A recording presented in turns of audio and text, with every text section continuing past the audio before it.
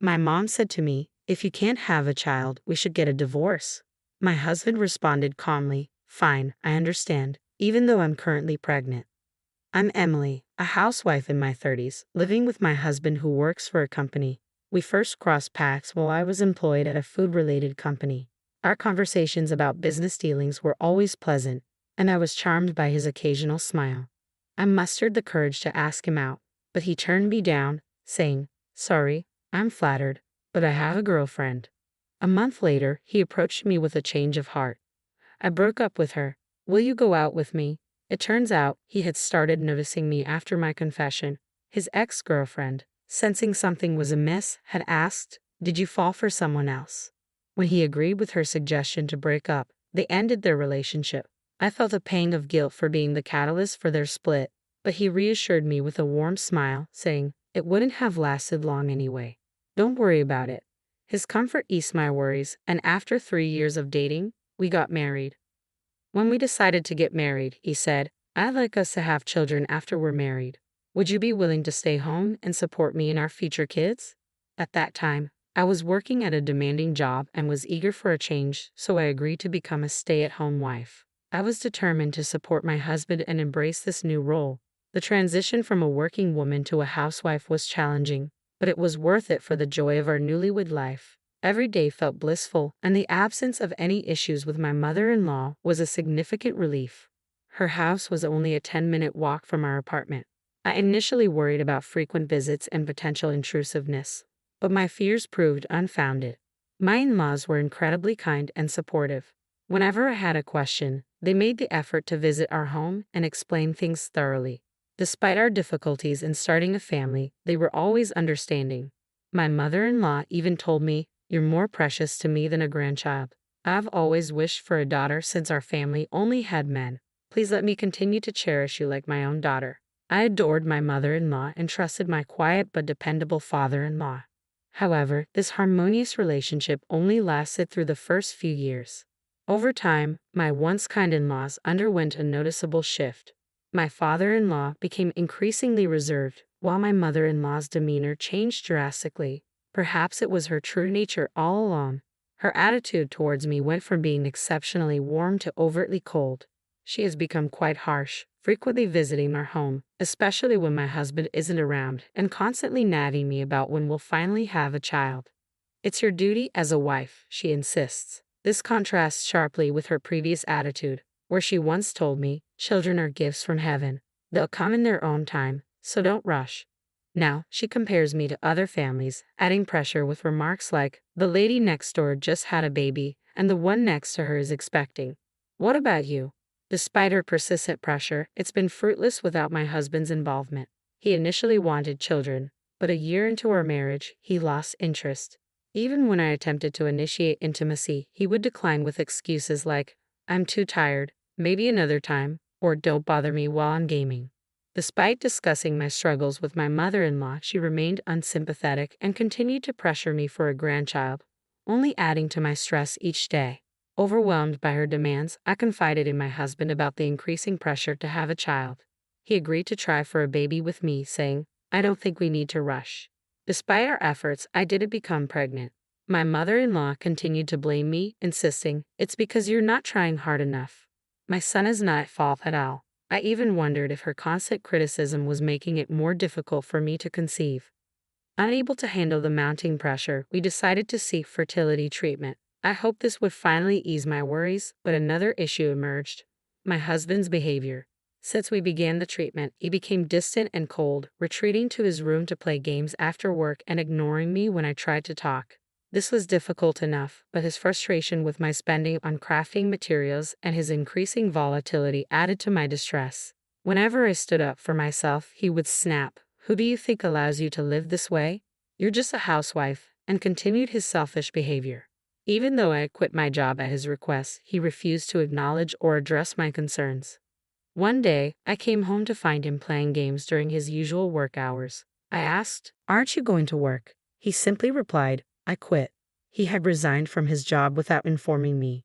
Shocked, I asked why, but he only grew angry, snapping, "It's none of your business." I was appalled by his response, but there was nothing I could do about a job he had already left. Initially, I wasn't too worried about finances, thinking we could get by with unemployment benefits and our savings. However, stress quickly mounted as my husband showed no interest in finding a new job. After quitting, my husband began spending all his time at home. I wished he would get out more, but he preferred to stay indoors, only venturing out to buy cigarettes. Our time together has increased significantly since he stopped working. At first, this seemed like an opportunity for more closeness, but it quickly turned sour. Just like with my mother-in-law, the constant proximity to my husband, whose attitude has shifted from warm to cold, has led to frequent arguments. I've come to realize that even simple conversations with him are now stressful, and we've almost stopped talking altogether. I find myself questioning whether this kind of married life is worth continuing. I started to feel like I had reached my breaking point with this marriage and began searching for a way out. Fed up with his endless gaming, I confronted him. "You're not a child. Stop playing games all day and start looking for a job." He then mentioned, "By the way, my mom said if you can't have a child, we should get divorced." In that moment, I felt a strange sense of relief, as if my mother-in-law was indirectly helping me. I had just discovered that I was pregnant after a checkup that day, and I had planned to share the news with him that evening. However, deciding not to tell him right away seemed like the right choice. It allowed me to distance myself from both my mother-in-law and my husband. I handed him the divorce papers, which I had pre-filled and kept in a drawer. "Okay, I understand. Here are the divorce papers," I said. My husband, clearly unprepared for this turn of events, looked stunned and speechless as he saw the papers. His usual commanding demeanor vanished, replaced by a bewildered expression. He seemed at a loss for words but began filling out the documents, clearly feeling compelled to comply with his mother's wishes. As he completed the forms, he kept casting glances at me, still processing the shock. We agreed to discuss property division later, but there wasn't much to divide. Our assets were minimal, largely because my husband had a tendency to spend extravagantly on his hobbies. While he criticized my spending, he was far more reckless with his own money, frequently splurging on gaming and amusement arcades. He had always been bad with saving money, both before and after our marriage, so we had no significant assets to divide. When it became clear that there was no real property to split, I thought our discussion was finished. However, my husband insisted otherwise. He pointed to a bank statement and said, "Don't we still have our savings?" The statement showed a substantial amount of savings, which he suggested we divide. I explained, "This money is from before our marriage, so it isn't part of the property division." His face went pale, but he countered, "Fine, but this apartment should be included in the division, right? I lived here too." I had to deliver some difficult news. "Unfortunately, the apartment is in my name, so you have no claim to it. Additionally, I've already listed it for sale, so you'll need to move out soon. Please make arrangements to leave. It would be inconvenient for you to stay here," I said with a calm smile. I had been saving for a future home, anticipating that this apartment might eventually be too small. Saving money had always been a hobby of mine, and I had accumulated substantial savings before our marriage. Even as a regular employee, I was able to purchase the apartment with those savings. So I did have some assets. With the proceeds from the sale, I planned to build a new house in the city center. Of course, this property, being from before our marriage, was not subject to division. It seemed my husband was unaware of this detail. He apparently believed he would be entitled to half of my property, but that was not the case. When he realized he wouldn't receive any part of it, he was left stunned. The shock left him in a daze as we continued our discussion, but he struggled to recover his composure. With little left to discuss, the conversation wrapped up quickly, and we proceeded to submit the divorce papers to our lawyers. The divorce was finalized smoothly. A few months later, I moved back to my parents' home, and with their support, I gave birth to a healthy baby boy. I named him Ambrose, inspired by the phrase, "A boys be ambitious." Now, I'm enjoying a fulfilling life with my parents and my cherished child. I haven't informed my ex-husband or his family about Ambrose. I'm certain that if I did, my former mother-in-law would come storming in, demanding, "Give me back my grandchild." As for my ex-husband, after being forced out of the apartment, he returned to his parents' home. He has become a recluse, unable to cope with the ease of our divorce.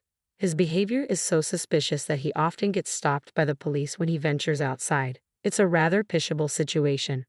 I later discovered that his decision to quit his job stemmed from deteriorating work relationships. It turns out my ex-husband was disliked at his company for his constant bad-mouthing, particularly by his female colleagues, and eventually, everyone began to ignore him. Unable to bear the isolation, he abruptly resigned. Perhaps his true nature was evident even before our marriage, kind only to me, while hiding his true colors beneath a facade. 3 years later, I was working as the manager of a craft store. After becoming a regular customer at a local shop, the manager, Linda, approached me with an offer. I'm getting older and considering retirement. If you're interested, Emily, would you like to take over this store? Linda asked.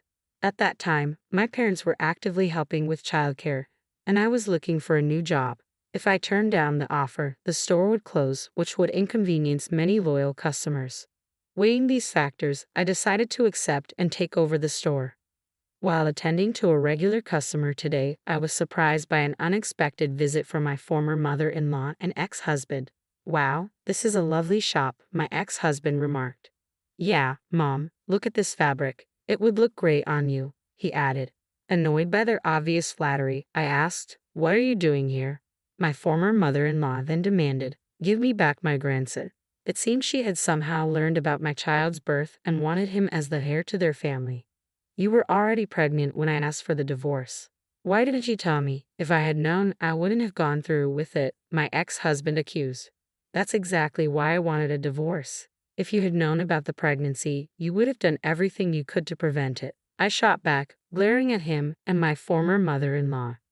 My former mother-in-law then demanded, so, are you going to give me back my grandchild or not? I want to live with him soon. You've had him for 3 years. Now it's my turn. Her entitlement was staggering. As I stood there, incredulous, my parents and Ambrose arrived, having been alerted by a regular customer. What's going on? Is there a problem? They asked, clearly concerned and ready to assist. Seeing Ambrose holding hands with my parents, my former mother-in-law tried to approach him, saying, oh, he's so cute. Just like my son when he was young. Look, I'm your grandma. I attempted to intervene, but it wasn't necessary. Ambrose, clinging to my mother, said firmly, this is my only grandma. Can you please leave now? My mother nodded and asked the former mother-in-law to leave, but she insisted, just give me the child. Meanwhile, my ex-husband, eager to forcibly take Ambrose from my parents, advanced. I moved in front of Ambrose to protect him, but being much smaller, I was easily pushed aside. Ambrose, be careful, I shouted. My ex-husband was just inches away from grabbing Ambrose when suddenly his body was lifted off the ground. Looking up, I saw my father, who had executed a precise shoulder throw. Unbeknownst to my ex-husband, my father was a police officer with advanced judo skills. Stunned and in pain, my ex-husband looked up at my father with a mixture of fear and disbelief.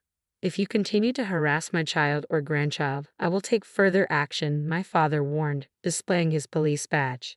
Seeing this, my former mother-in-law, now pale and shaken, quickly pulled my ex-husband away, and they fled. I don't know what happened to them after that, and honestly, I have no desire to find out. Several years later, inspired by my father, Ambrose set his sights on becoming a police officer. I want to be a police officer when I grow up so I can protect Mom too, he said with determination. He has been working hard in his studies to achieve this goal, and is now undefeated in judo among his peers, thanks to my father's training. I'm excited to see my son grow into a